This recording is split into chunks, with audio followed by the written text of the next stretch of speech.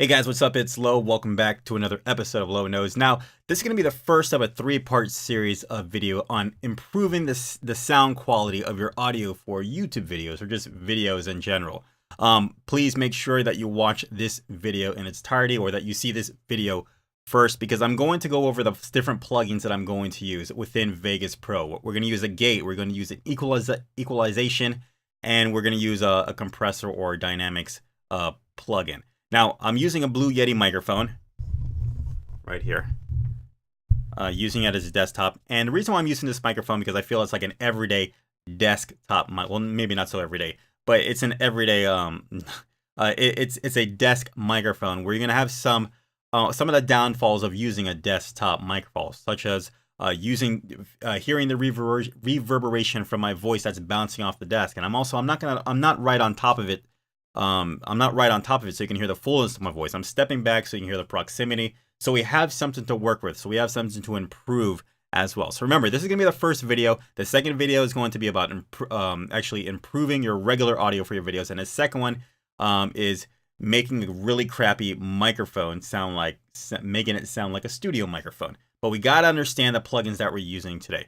All right, so we're going to use this audio that you're hearing right now. We're going to go ahead and we're going to bring it into Vegas Pro, and I will show you the plugins on how to. I will show you the plugins that we're going to use to go about it to improve our audio. Okay, so we've got our audio. I dragged it into Vegas Pro. Now let's get to work. All right, so let's take a listen to let's actually listen to see what we have here doing. Okay, I'm not sure if you can hear right here. But we have some hum in the background, maybe from the computer, maybe from something else. Maybe it's from the desk itself, the vibrations of the computer hitting the desk and the mic picking it up. So we're going to use the gate to fix that up. What else can we hear? Now, this is going to be the first of a three-part series of video on, and the voice has a little reverberation coming off at the tail end. So the gate will help with that. Within Vegas Pro, we're going to use a gate. We're going to use an equal, and then you can see how within right here. Now I'm using how we've got these peaks here. The compression itself will help level those things out. It'll squish down the higher parts of the audio, and it'll kind of bring up the quieter parts. But we will manipulate everything in a way so it's not becoming a little too noisy. But we just kind of soften everything up and make our audio sound sweeter. Okay, so first thing, we'll go into our Vegas plugins. You can either do it from the track level or the actual audio, the audio clip level. But I'll go here to my effects. I will go to the Vegas plugins folder, and the first thing we'll do, we will pick, where are you? Express FX Noise Gate. Okay, now to understand what a noise gate is, or actually, let me back up. Normally, whatever your process is of getting your audio ready to do your videos, a lot of people use noise reduction of plugins on their audio. Now, while that is good, while that's a good plugin to use on your audio, it shouldn't be the go-to plugin because whenever you use noise reduction, remember it's cutting out a certain frequency in your audio, and whatever frequency that is, it will affect your voice. So if you ever use like a noise reduction and you're just kind of like, man, my voice just sounds a little different. Well, that's because the noise reduction is cutting frequencies that may be within your voice as well. And maybe that's your voice just sounds kind of weird. So no matter what you do, the noise reduction will affect your dialogue voice in some kind of negative way, whether it's a lot or a little, but it will affect it. So that's why if you do have to use it, you don't want to use it too hard. You want to use it as light as possible so it can affect the dialogue that's being used, so it can affect it in a little bit. All right, so what is a gate? Well, yeah, it can be like a noise reduction, but a gate does not affect the frequency or the harmonics of your voice. All it does, it hears when you're talking, and when you're not talking, it drops the level down so there's complete silence. Okay, so how do we visualize a gate when we're actually using it? Imagine the gate as maybe like a volume button, and when you're talking, the volume's up. And as soon as you stop talking, you tell the gate, "Hey, when there's no signal, I want you to turn the volume down so we can hear silence. So we don't hear any kind of background noise or everything. Only turn the volume down when the decibels or the volume levels hits this kind of low level, and that's when I want you to turn down. And when it comes to when the volume comes up to a certain level, then I want you to turn it back up." So basically, what the gate does, it responds to the parameters that you set. When there is silence or when there's audio, I want the gate to turn on. I want the gate to open and close depending on where the level of the audio is as well. I know I'm saying it, but I'm going to show you. It'll make a lot more sense. But imagine it as a controllable volume knob that you are telling what to do. Okay, so here we go. Test. Oh, okay. Is the gate too high? Hey guys, what's up? It's Flo. Welcome back. Okay, so you can hear the clipping right now. So what's going on right now is the gate is hitting. It's right now it's set to anything at negative 20 decibels. I want it to boom. I want it to squash that immediately. So let's go back off. Hey guys, what's up? It's Lo. All right, so you can hear the room noise, and right now I have no kind of decibel threshold on it as well. But as I go up on a threshold, as I say, hey, this is a noise floor that I want you to push down or to eliminate when it gets to a certain level. Now, right now, I have it at the noise floor is negative 59. That's almost non-existent. None, like there's no way we can actually hear that because it's such a low level noise floor. But as we bring the noise floor up higher, let's go up pretty high. Let's just say negative 6. Now, negative 6, if we look at our meter, that's usually up here. So that means we always have some kind of signal hovering around there. So the gate will be engaged most of the time. Take a listen. Oh, you can't. You can't even hear it because the audio is always at negative 6, so it's always working. It's just closing it up. But as I drop down, sound quality of your audio for YouTube videos or just videos in general. Please make sure that you watch this video in its here. Since let's see, the noise floor here. Oops, the noise floor is probably at. The noise floor on this is definitely below on the background noise. It's definitely below negative 37 decibels. But because we're telling this the gate to gate anything below negative 37, then that's what it's doing. We don't hear the noise floor. So it almost acts. It almost acts as a noise reduction. Or volume. I just turn the volume down immediately. All right, so we understand that the gate does act like a volume knob, but then there's different parameters. There's different ways that a volume knob can affect. You know, it doesn't turn at one speed and go back at one speed. We can tell it to go fast at a certain speed and kind of go back at a certain speed, and that's what the attack and the release is. When we're talking, and all of a sudden when there's that silence, we can tell the attack from 1 millisecond to 500 milliseconds, or from fast to slow. Hey, when I'm done talking, I want you to attack that silence super fast. And that's what the 1 is. What the 500 milliseconds is, hey, when I'm done talking, I want you to attack that silence super slow. And that gate comes down really slow. And you can actually hear the difference of that. Okay, so right here, we can hear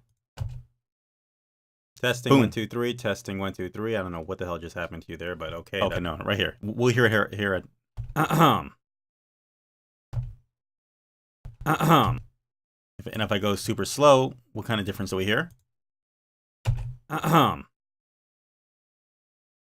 guys, what's up? It's Lo. Welcome back to another episode of Lo Knows. Now, this is going to be the first of a 3-part series of video on improving the sound. All right, so you heard how there was a little hiccup there. That's because the way the attack with speed was inflicting with the noise gate as well. So all of these parameters, they all kind of work in relation to, but we will leave the attack at 1. Now the release as well as the inverse of the attack.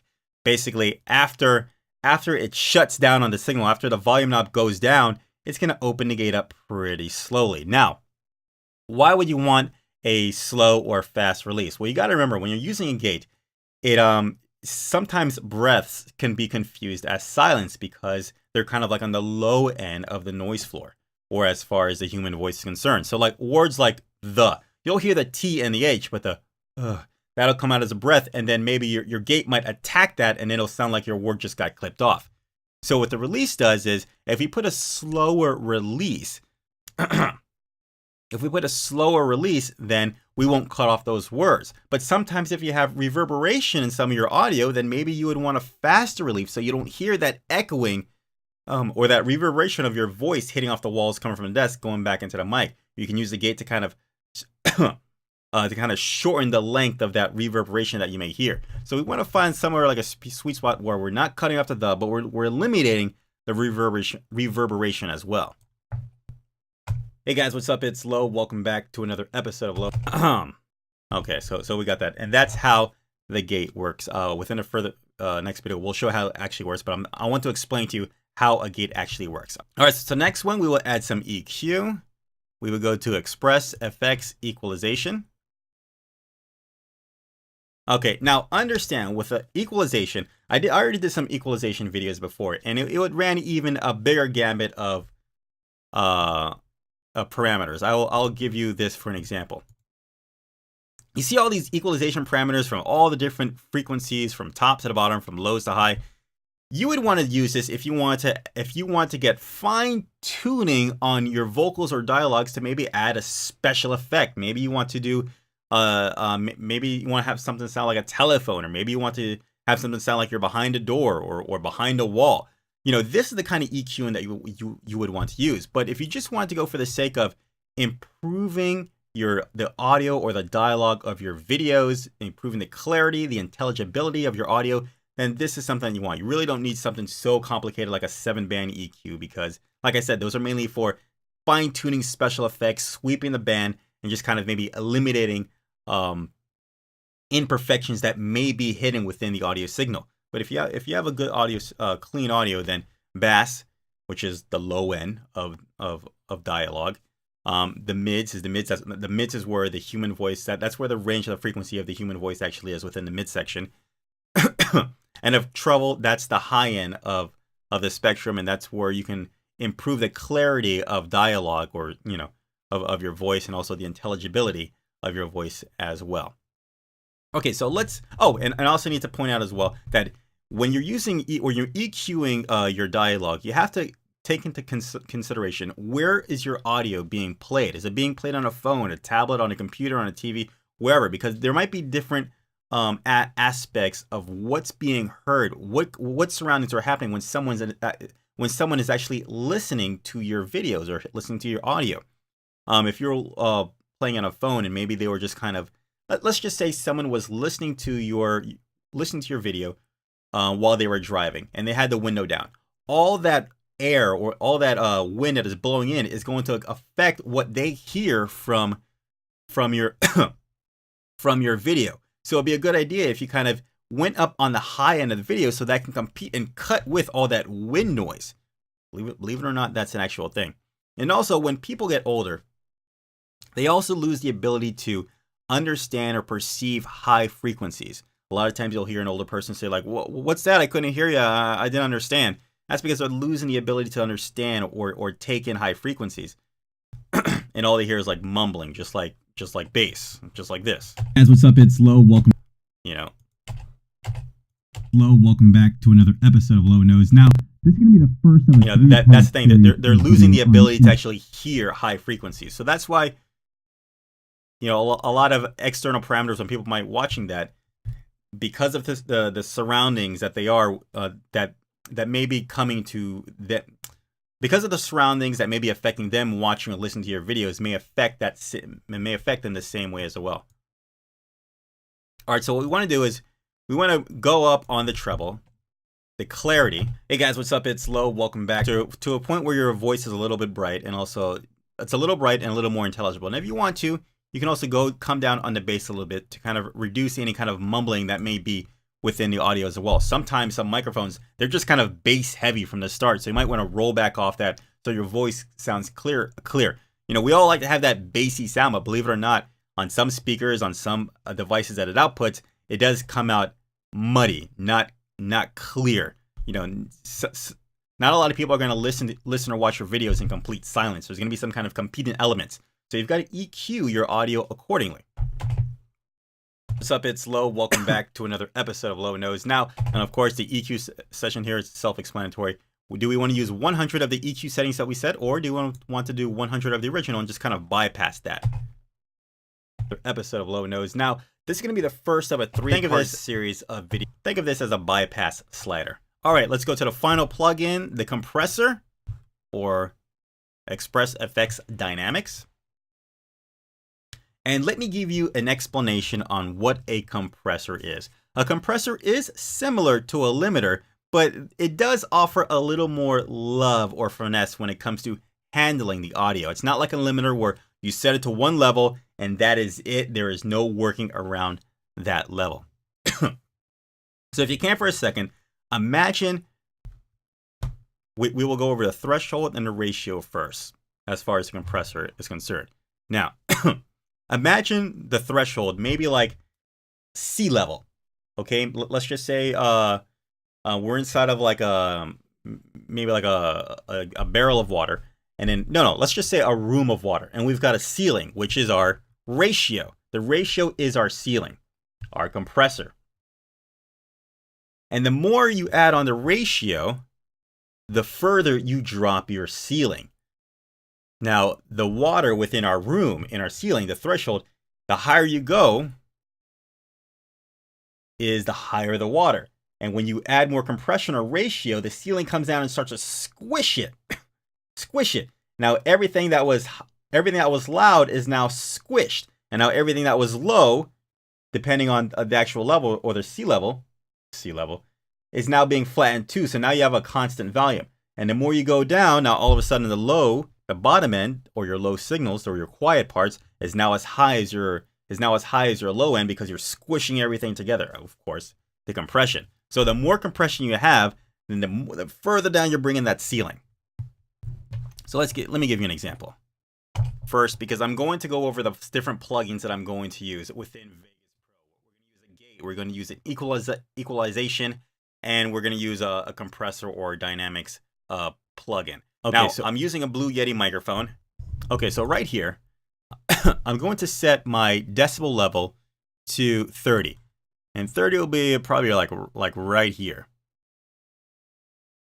Okay, and just to give you a visual representation, so we can go to the extreme, I'm going to set my ceiling or my compression to 42 to 1. Normally it can go from 1 to 1, 2 to 1, 3 to 1, 4 to 1. Normally for dialogue, 3 to 1 and 3 to 1 and 4 to 1 is normally where you want to be as far as dialogue, because it's the perfect balance of controlling the dynamics of your voice and also not making the quiet parts not too loud, because we don't want to bring up a lot of noise by bringing up noise from the quiet parts. Okay, so I'll go all the way to the max, and I'll give you an example of what's going on here. We have it set at negative 30 decibels. And you'll see when I engage this, it will be stuck at negative 30. Right here. You can see right here, it's not passing it. And the reason why I'm using this microphone, because I feel it's like an everyday desk. That's because the ceiling, our compressor, we set it down at a certain level that, hey, you're not getting past this part. So if we back off on our compressor, let's say 3 to 1. Right here. Welcome back to another episode of Low Nose. Now, this is going to be the first of a 3-part series of video on improving the... All right, so we have it set to 20 decibels, and we could probably... And it's still compressing it a little too hard. I would like the compressor to be a little softer, so maybe we can go up to like maybe 15. We'll still leave it at 3. Welcome back to another episode of Low Nose. Now, this is going to be the first of a 3-part series. Okay, and here we go. And we've got some good bounce. We've got some good dynamics to the audio. Okay, all right. Now, the attack and the release. Same thing from the from the noise gate that we did earlier. The attack is how fast is that ceiling coming down and attacking that water. The water's coming up, it's rising up, and as soon as that compression is set to a certain ratio, it's going to come back and it's going to squeeze it back down. But hey, the attack, is it going to attack it fast, or is it going to attack it slow? Is the ceiling going to come down in the water like this, or is it going to come down and squish it down like this softly? And that's also the other way. When it lets go of the water, the rising water, and the ceiling's coming back, is the ceiling going to rise up like this, or is the ceiling going to rise back up like this slowly? And that's how it affects the vocals as well. The compression can be used on drums or other instruments, but as far as vocals, you want it to be very slight, very subtle, just to make things balanced out, so the loud parts aren't like boom shooting up and your listeners like, oh my god, what the hell just happened? And that's what the compressors are. It's kind of like a nice round, even smoothing level. All right, guys, that is it. That is the first part of the video. Go ahead, check out the next videos, and we'll actually put these things in practice on some microphones. And yeah, all right, so if you found this helpful, go ahead, leave a like, subscribe so you can see some other videos on the channel, and go ahead to leave some comments below if you have any questions about noise gate equalization or the FX dynamics or compressor. All right, guys, I will see you in the next video. Bye.